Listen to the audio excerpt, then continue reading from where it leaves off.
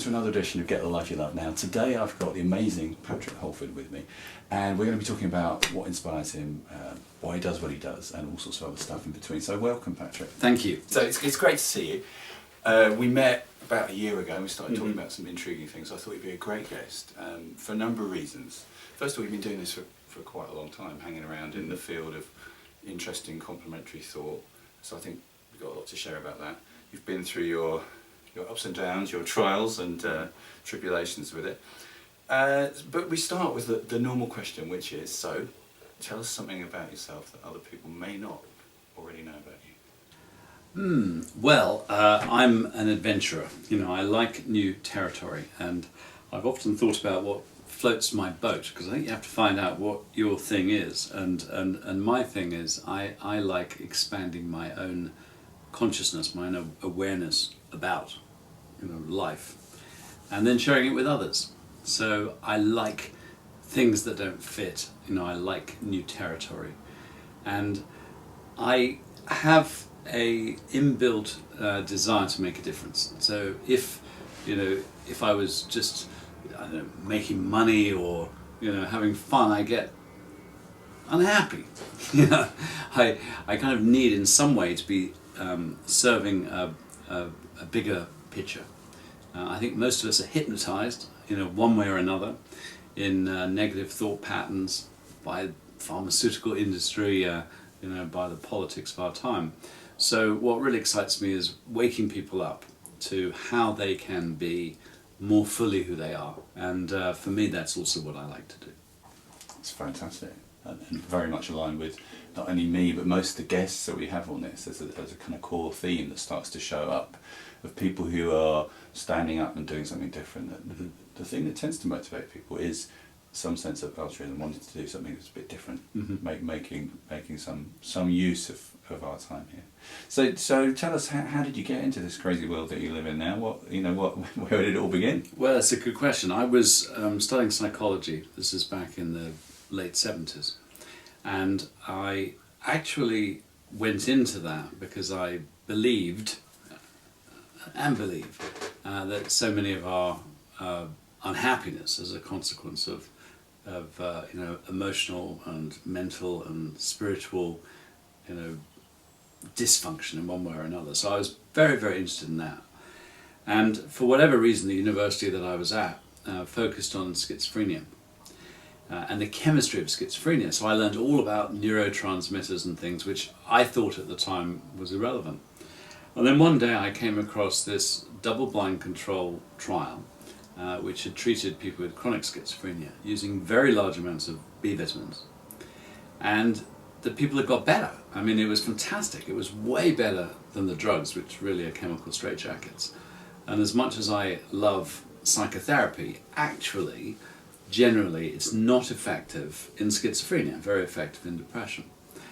And here I was seeing results with these mega doses of vitamins that were really phenomenal. And several years later, I met the researcher, Dr. Abram Hoffer, who became a dear friend and a mentor, and asked him, how many people have you treated using these sort of megadose vitamin approach? And he said about 3,000. Before he died, it was more than 6,000. And I said, what's your success rate? And he said 85% cure. Now, I had never seen a cured schizophrenic or heard of a cured schizophrenic. And I asked him, well, as a bold claim, what's your definition? And he said, free of symptoms, able to socialise with family and friends and paying income tax. So I asked him to show me some, and we had a tour, and in due course I met half a dozen people who previously had been diagnosed with schizophrenia, completely dysfunctional, and now were as normal as you and I. Not that that's necessarily saying much.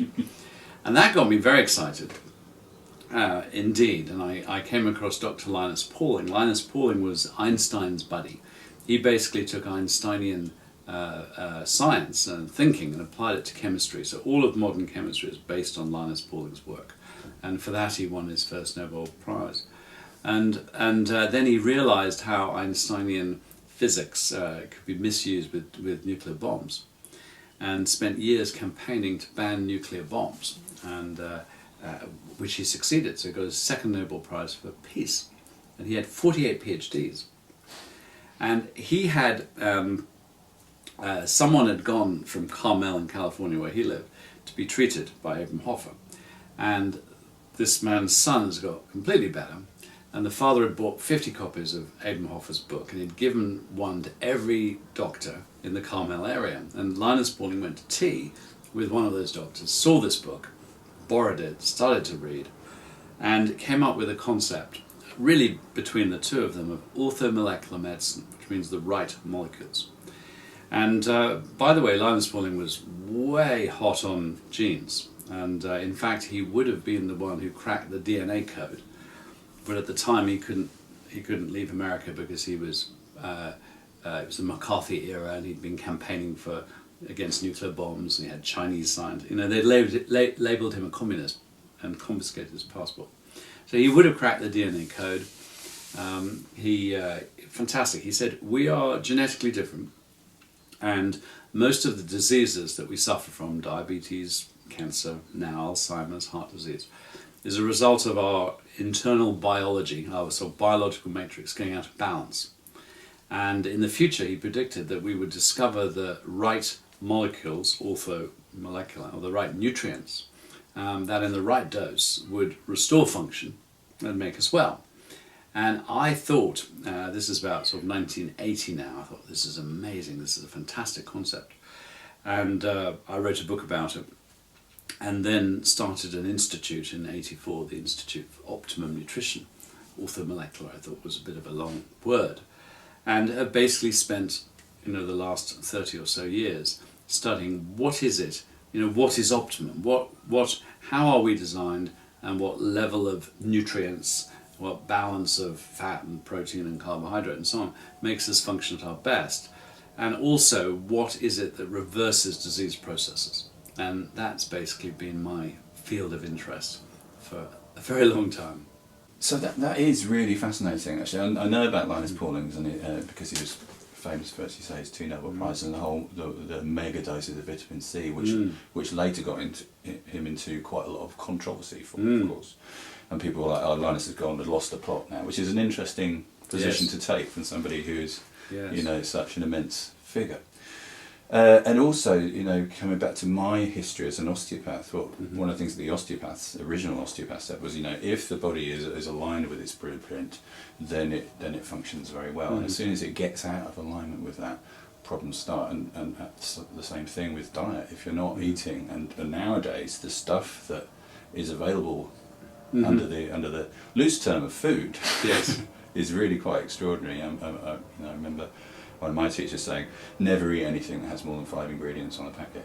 If it's got more than that, then you're in trouble. And all the stuff about the cis and the trans fats, which people like you and me were talking about years ago, before people became more common knowledge that these things are not correct for us, and hydrogenation, all that stuff.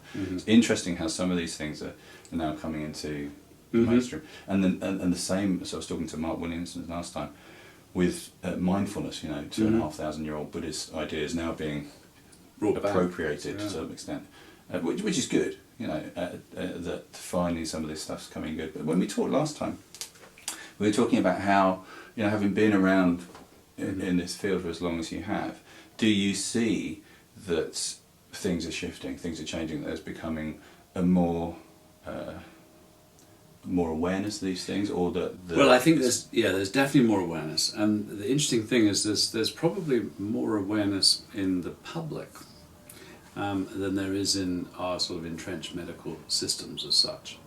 I mean, the fact is, the amount of research that's being published is incredible. So nowadays you can go on the internet, and every day I'm looking at journals. So a lot of the problems where we didn't really understand how something would work, that's kind of resolving. So in a sense, the position that I've been involved in optimum nutrition now has a mountain of evidence, where 20, 30 years ago it was a small hill.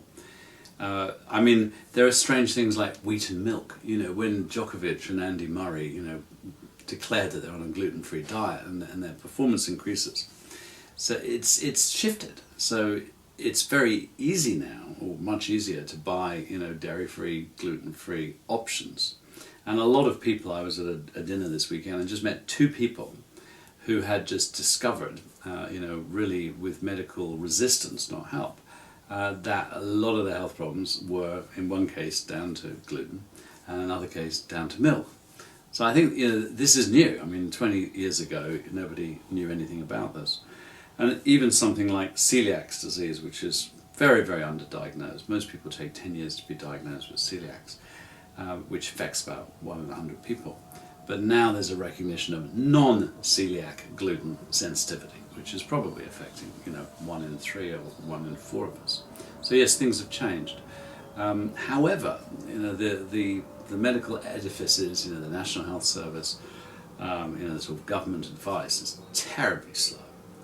And why has it taken us so long when it's so clear that sugar, for example, is behind obesity, diabetes, heart disease, even Alzheimer's, to do something about it? I mean, it's crazy. And in Mexico, for example, they soon found out that their obesity and diabetes rate and their healthcare costs perfectly correlated with increasing consumption of sugar and cola drinks. So what they did was to tax, basically make bad food more expensive and less attractive. So they're very strict on labels, and they have warnings on labels and all the rest of it. And here we are, and we have these rising costs. What is Britain's fastest growing failing business, which is the National Health Service. So the sort of political proposal is let's tax mansions. But I've never seen a correlation between mansions and the increasing costs. So really what's making the NHS cost so much is diabetes, which comes out of obesity, and also Alzheimer's. I mean, those two diseases alone are going to absolutely bankrupt us. And you and my taxes that we pay, I mean, a lot of it, maybe a quarter, is actually going into funding a system which we love. If you get knocked over by a bus and you need immediate help, it's fantastic. However, what it doesn't do is address the major chronic diseases, heart disease, cancer, diabetes, Alzheimer's. And a typical example of that is I just learned last week that Australia put up $32 million for research into the primary prevention of Alzheimer's disease. Now, what we know about Alzheimer's is it's a preventable disease. Only 1% is caused by genes, and at least half of the cause of Alzheimer's are modifiable risk factors, things that we can do something about, like exercise, for example, using, the more social and intellectual activity you have, the better. Omega-3s, low sugar diets, B vitamins are very important. And, Cameron put up, I forget when it was, 2 years ago, said we're putting up several million for research, and not a single cent of it was spent on prevention research. And now he's put up another, I think, 60 million. And I've been writing to him, the head of the Department of Health.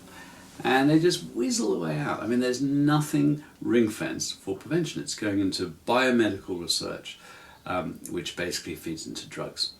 So the big problem that we have, and it was interesting when you mentioned all the bad foods that we've generated, is that we're sort of stuck in this mechanistic thinking.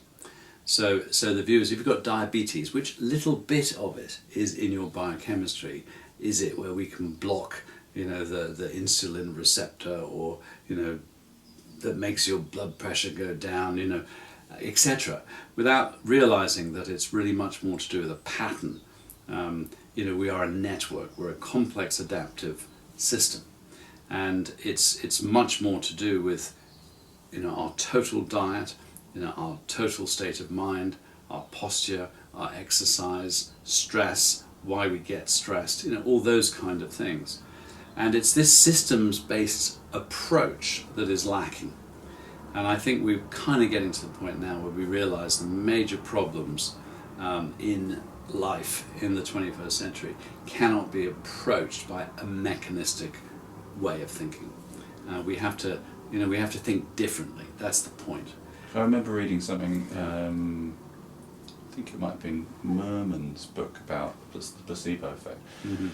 But he was saying one of the problems is with medical students is that they are trained in up to 18 in sciences, but the sciences are still have their fundament on Newtonian reductionist mechanistic model, and they haven't really brought any quantum physics, which is the current currency in physics and chemistry to some extent.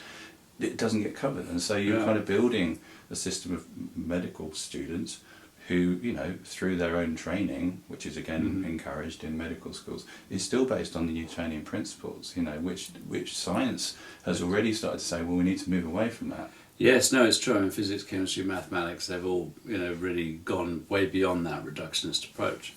And yes, medicine needs to too. But Linus Pauling, who had made so many discoveries, I mean, for example, everyone knew that ether made you unconscious, but nobody knew how. So he thought, what's the chemistry of unconsciousness? And published a theory, and that's the basis of all modern anaesthetics. So, I mean, totally genius. And he couldn't understand why new ideas, new paradigms weren't shifting in medicine, because they do shift in other sciences. And he concluded that really it's big pharma. We have a $1 trillion pharmaceutical industry that wields so much power. And I mean, for example, if you take Britain's sort of biggest taxpayer in that sector, so therefore very important, GSK, GlaxoSmithKline, who were fined last week $500,000, which is a tiny amount in China, fined in Eastern Europe. They've been fined billions of dollars in America for fraudulent marketing, bribery, and hiding dangers of drugs, but nothing in Britain. So the tricks that pharmaceutical companies get up to, in this case, are they happening everywhere else in the world, but not in Britain? So what you start to realise is that there's a kind of unhealthy alliance between the major corporations who have a lot of government power and muscle, and the machine keeps going round and round. So we donate our money to these apparently wonderful charities. They put it into biomedical research. We're paying our taxes, which the government will say we're now going to donate into biomedical research. It feeds back into drugs, and round it goes. And I always have two very simple questions. If you have a health problem, so if you go to your doctor, you say, well, what's the cause? And make the point that the cause is not a deficiency of drugs. So you may take a drug that does lower your blood pressure, or does improve your mood, or does help to stabilize your blood sugar, but that's not really addressing the cause. And a lot of diseases like diabetes, they're actually very easy to reverse. So, we've got to think in a different way.